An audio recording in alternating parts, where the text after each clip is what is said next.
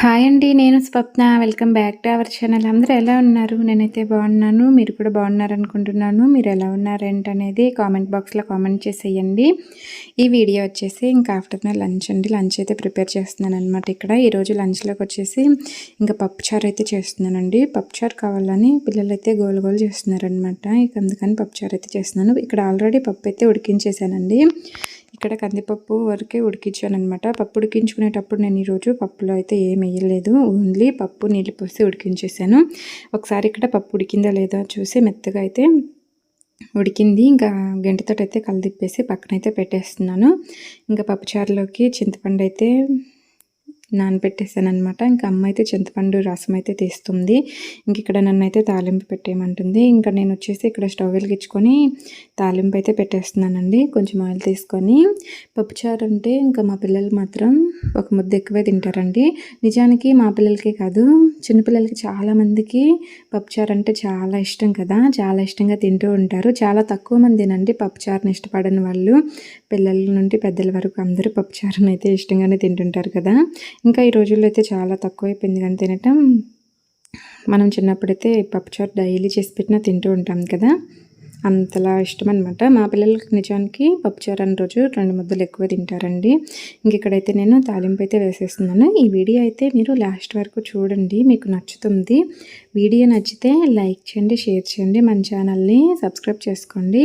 పక్కన ఉన్న గంట సింబల్ మీద క్లిక్ చేశారంటే మన ఛానల్ నుంచి నేను వీడియోలు అనేవి పెట్టినప్పుడు మీకు నోటిఫికేషన్స్ అనేవి వస్తూ ఉంటాయండి. ఇగో పక్కన మునక్కాయలు అయితే కట్ చేసి పెట్టిందండి అమ్మ. అందులో అయితే కొన్ని మునక్కాయలు తాలింపులు అయితే వేస్తున్నాను.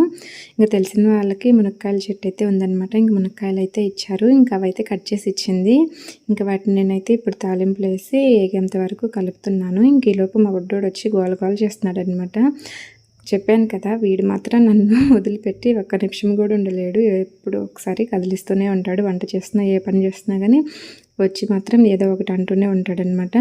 ఇక్కడ నేను కలిదిప్పేసి కొంచెం సిమ్లో పెడదామని స్టవ్ అయితే సిమ్లో పెట్టేశానండి. మునక్కాయలు అవి ఏగినాయి. ఇంకా చింతపండు రసం పోద్దామని సిమ్లో పెట్టేశాను.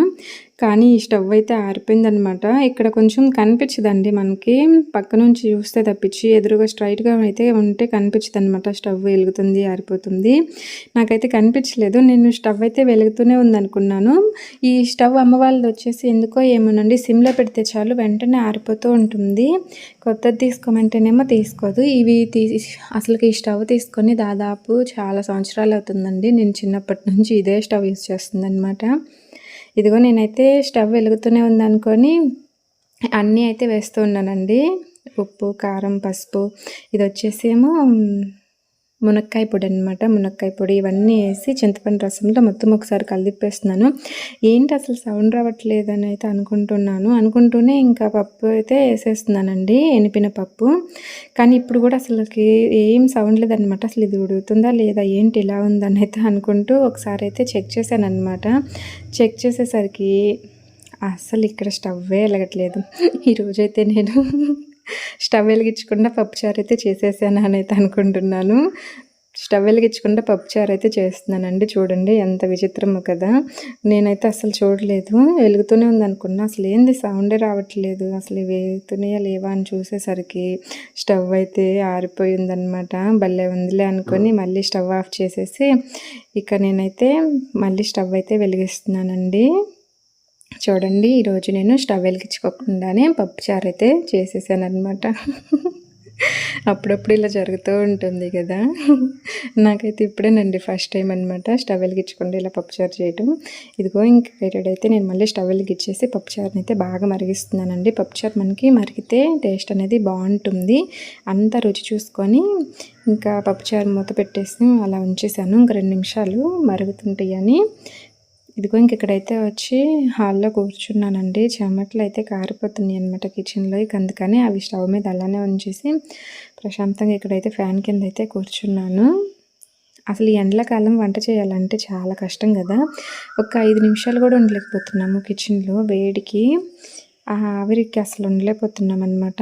ఇంకా మనకి చెమటలు అయితే ఊరికే గారిపోతూ ఉంటాయి. ఇదిగో ఒకసారి అయితే మళ్ళీ ఇక్కడ నేను వచ్చేసి పప్పుచారు అయితే టేస్ట్ చూసి అన్నీ సరిపోయినాయా లేదా అని చెక్ చేసి ఇంకా స్టవ్ అయితే ఆపేస్తున్నానండి. అన్నీ కరెక్ట్గా సరిపోయినాయి అనమాట. ఇంకా స్టవ్ ఆఫ్ చేసి ఇవైతే పక్కన పెట్టేస్తున్నాను. ఈరోజు వెరైటీ ఏంటంటే స్టవ్ వెలిగించకుండా పప్పుచారు చేయటమేనండి. ఇలా ఎప్పుడైనా మీకు జరిగిందా? అప్పుడప్పుడు ఇలా జరుగుతూ ఉంటుందిలేండి. మా అమ్మ అయితే భలే చేసావే పప్పుచారు స్టవ్ వెలిగీయకుండా అని అయితే అంటుందన్నమాట. మా అమ్మ కూడా చూడలేదు, అక్కడే ఉంది. కానీ ఇదిగో ఇంకా నేనైతే పప్పుచారు అయినాయి కదా, పక్కనైతే పెట్టేశాను.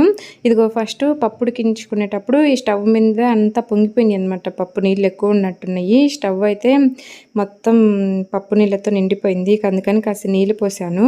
నానిన తర్వాత శుభ్రంగా క్లీన్ చేద్దామని, ఇంకా పిల్లలకి అన్నం తినిపిద్దామని అన్నం అయితే వేసుకొని పప్పుచారు వేసుకొని తీసుకెళ్ళి తినిపించేసానండి. ఇంకా తర్వాత నేను ఇవన్నీ తీసేసి ఒకసారి స్టవ్ అయితే క్లీన్ చేద్దామని క్లీన్ చేసేస్తున్నాను. ఇక్కడ వచ్చేసి స్టవ్ క్లీన్ చేయాలంటే ఇబ్బంది అండి. తీసుకెళ్దామంటేనేమో ఇది రావదనమాట, స్టక్ అయిపోయింది, ఎంత తీసినా రావట్లేదు. ఇంక ఇక్కడే ఉంచి క్లీన్ చేయాలి. ఇక్కడ క్లీన్ చేసేటప్పుడు ఇంకొక ఇబ్బంది అండి, ఇక్కడ నీళ్ళన్నీ కింద పడిపోతాయి అనమాట. కిచెన్ అంతా వాటర్ పడిపోతాయి. వీళ్ళు డైరెక్ట్గా నీళ్ళన్నీ షింక్లోకి వెళ్ళేటట్టు పెట్టినట్టయితే బాగుండేదే, కానీ ఇక్కడ ఏం పెట్టలేదన్నమాట, ఓపెన్ ఇచ్చేసారు. ఇక అందువల్ల ఈ స్టవ్ క్లీన్ చేసేటప్పుడు చిన్నగా నిదానంగా క్లీన్ చేయాలి. ఎక్కువ నీళ్ళు పోసామంటే మొత్తం ఇంట్లోనే పడిపోతాయి అనమాట, కిచెన్లోనే. అందుకని ఇంకా శుభ్రంగా రుద్దేసి నిదానంగా కొన్ని కొన్ని నీళ్ళు పోస్తూ ఇక్కడైతే నేను క్లీన్ చేసేస్తున్నాను. స్టవ్ అంతా ఇలా నీట్గా అయితే క్లీన్ చేసేసి శుభ్రంగా తుడిచేయాలండి. ఇంకా అవన్నీ అయితే గిన్నెలు తోమాల్సినవన్నీ అమ్మ అయితే తోముతుందండి. ఇక్కడ షింక్లో అయితే గిన్నెలు తోమటానికి ఉండదు. ఇంకా షింక్ ఉందనే కానీ పెద్దగా యూజ్ అవ్వదన్నమాట. ఎందుకంటే పక్కన మళ్ళీ పైనే పూజ గది అయితే ఇచ్చారండి. అందుకని అమ్మ వాళ్ళు షింక్ అయితే పెద్దగా యూజ్ చేయరు. ఇంకెప్పుడన్నా మేము వచ్చినప్పుడే చేతులు కడగటానికి ఇట్లా యూజ్ చేస్తూ ఉంటామన్నమాట. ఇంకా షింక్లో అయితే తోమటానికి ఉండదు గిన్నెలు. పక్కనైతే వేసుకొని అమ్మ అయితే మొత్తం గిన్నెలన్నీ తోముతుందండి. ఇక్కడ నేనైతే స్టవ్ అనేది క్లీన్ చేసేస్తున్నాను. నిలబడి తోమటం కంటే ప్రశాంతంగా గిన్నెలన్నీ పక్కన వేసుకొని కూర్చొని తోముకోవటమే బెస్ట్ కదా, షింక్లో నిలబడి తోమటం కంటే. మీకు ఎలా ఇష్టం? నాకైతే షింక్ దగ్గర నిలబడి మొత్తం గిన్నెలన్నీ తోమటం అలవాటు అయిపోయింది. ఇంకా అలానే ఇష్టం అనమాట. ఇంకా కూర్చొని కూడా నిదానంగా తోముకోవచ్చు అండి. గిన్నెలన్నీ వేసుకొని కూర్చొని తోముకున్న రిలాక్స్గా ప్రశాంతంగా కూర్చొని తోముకుంటూ ఉండొచ్చు అనమాట. నాకైతే రెండు నచ్చుతాయి అనమాట. ఇక్కడైతే ఇవన్నీ తోమేసి శుభ్రంగా అయితే క్లీన్ చేసేసానండి. ఇది ఊరికే మనకి స్టవ్ పొంగినప్పుడు అంతా స్టవ్ కింద పడిపోతూ ఉంటుంది కదా, అలా కాకుండా ఇలా నీట్గా తోమేసి ఇంకా 2 ప్లేట్లు ఉంటాయి కదండి, ఆ ప్లేట్లు మనం ఈ పొయ్యి కింద అయితే పెట్టేసామనుకోండి, ఏదన్నా అన్నం కానీ పప్పు కానీ ఇట్లా పొంగినప్పుడు ఇది మొత్తం స్టవ్ బండకు అంటుకోకుండా మొత్తం ఆ ప్లేట్లో పడుతుంది. తర్వాత మనం ఆ ప్లేట్లు తీసి నిదానంగా క్లీన్ చేసుకుంటే సరిపోతుంది. ఇంకా కిచెన్లో పని అయితే అయిపోయిందండి. అదంతా క్లీన్ చేసేసి శుభ్రంగా తుడిచేసాను అంతవరకు కిచెన్ వాటికి. ఇంక ఇక్కడ బెడ్రూమ్లోకి అయితే వచ్చేసానండి. ఇక్కడ బట్టలు అయితే ఉతికిన బట్టలు ఇవన్నీ బెడ్ పైన ఉన్నాయి అనమాట. ఇంక ఇవన్నీ తీసి చైర్లో అయితే వేస్తున్నాను. తర్వాత నిదానంగా కూర్చొని మడత పెట్టేసేయచ్చు. ఫస్ట్ అయితే ఇంక ఇవన్నీ తీసి అందులో వేసి ఒకసారి బెడ్షీట్ అంతా అయితే ఇదిలిస్తున్నానండి. మా పిల్లలు అయితే ఊరికే తొక్కుతూ ఉంటారనమాట. ఇంకా పొద్దుగూకులు వీటిని సర్దుకోవటమే సరిపోతూ ఉంటుంది. అందుకని నేనైతే ఎక్కువ సర్దను. ఉదయం ఒకసారి, సాయంత్రం ఒకసారి అయితే సర్దుతానండి. నిద్ర లేచాక మొత్తం బెడ్ అంతా ఒకసారి ఇచ్చేసి నీట్గా పెట్టేస్తాను. మళ్ళీ ఈవినింగ్ అయితే నీట్గా పెట్టేస్తానండి. పిల్లలు ఉన్నప్పుడు ఇల్లు ఎంత నీట్గా ఉంచాలన్నా కష్టమేనండి. ఇంకా ఏదో ఒకటి కదిలిస్తూనే ఉంటారు. ఇంటి నిండా తినేదాన్ని ఏదైనా పడేస్తూనే ఉంటారు. తినడానికి ఏదైనా పెట్టినా సరే ఇల్లంతా చల్లుతూ ఉంటారనమాట. ఇంకా పిల్లలు ఉన్నప్పుడు పదే పదే మనం నీట్గా ఉండాలని చేస్తూ ఉన్నా కానీ మన ఒళ్ళు అలసిపోవటం తప్పించి ఇంకా ఇల్లు అయితే నీట్గా ఉండదు. ఇంకా అలానే వదిలేసి ఉదయం సాయంత్రం బట్టికి నేను నీట్గా అన్నీ సర్దేస్తూ ఉంటాను అనమాట. ఎక్కువ శాతం పిల్లలు ఇంట్లో ఉండటం తక్కువేలండి. ఆ ఉన్న కాసేపు కూడా చాలా అంటే చాలా అల్లరి చేస్తూ ఉంటారు, అన్నీ పడేస్తూ ఉంటారు. ఇంకెక్కువ ఆడుతూ ఉంటారండి బయటికి వెళ్ళి. ఎండ లేదు ఏం లేదు, ఒకటే ఆటలే ఆటలు అనమాట. ఊరికొచ్చిన కానుంచి పిల్లలతోటి ఎవరింట్లో ఉన్నారు ఏంటని పొద్దుగూకులు వీళ్ళని ఎతకటమే సరిపోతూ ఉంటుంది. వాళ్ళకి వాళ్ళు మచ్చటంగా ఎక్కడో ఒక చోట కూర్చొని ఆడుకుంటూనే ఉన్నారు. కాకపోతే నేనంతా తిరిగి ఎక్కడున్నారు ఏంటి అనేది చూస్తూ ఉండాలన్నమాట. ఒక చోట అయితే ఆడుకోవట్లేదు, వాళ్ళు ఒక చోట ఉంటే నేను ఇంకొక చోట వెతుకుతూ ఉంటాను. డైలీ ఇదే పని అనమాట. ఇంకా బెడ్షీట్ అయితే ఇక్కడ నేను సర్దేశానండి. ఇంకా ఒకసారి అయితే ఇల్లంతా అయితే ఊడ్చేస్తున్నాను.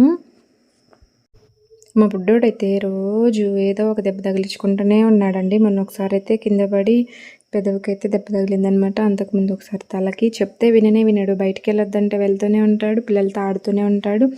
వాళ్ళు కొట్టారు, వీళ్ళు కొట్టారు అని ఏడుస్తూ ఉంటాడు, కింద పడుతూ ఉంటాడు, ఫాస్ట్గా పరిగెడుతూ ఉంటాడు కదా. ఏదో ఒకటి దెబ్బలైతే తగిలించుకుంటూనే ఉన్నాడు. చెప్తే అస్సలు వినడనమాట. ఒక 5 నిమిషాలు కూడా ఇంట్లో ఉండట్లేదు. బయటికి వెళ్ళటం, ఏదో ఒక దెబ్బ తగిలించుకోవటం, ఏడవటం, ఏడుస్తూ ఇంటికి రావటం, కాసేపు ఉంటాడు, మళ్ళీ వెళ్తాడనమాట. వినట్లేదు. ఎన్ని దెబ్బలు తగిలినా కానీ మళ్ళీ బయటికి వెళ్ళాలనే అంటూ ఉంటాడు. ఇంట్లో ఉంటేనేమో ఇంట్లో ఉన్న వస్తువులన్నీ కదిలిస్తూ ఉంటాడనమాట. బయటికి వెళ్తేనేమో దెబ్బలు తగిలించుకుంటూ ఉంటాడు. ఇక చెప్తే వినరు.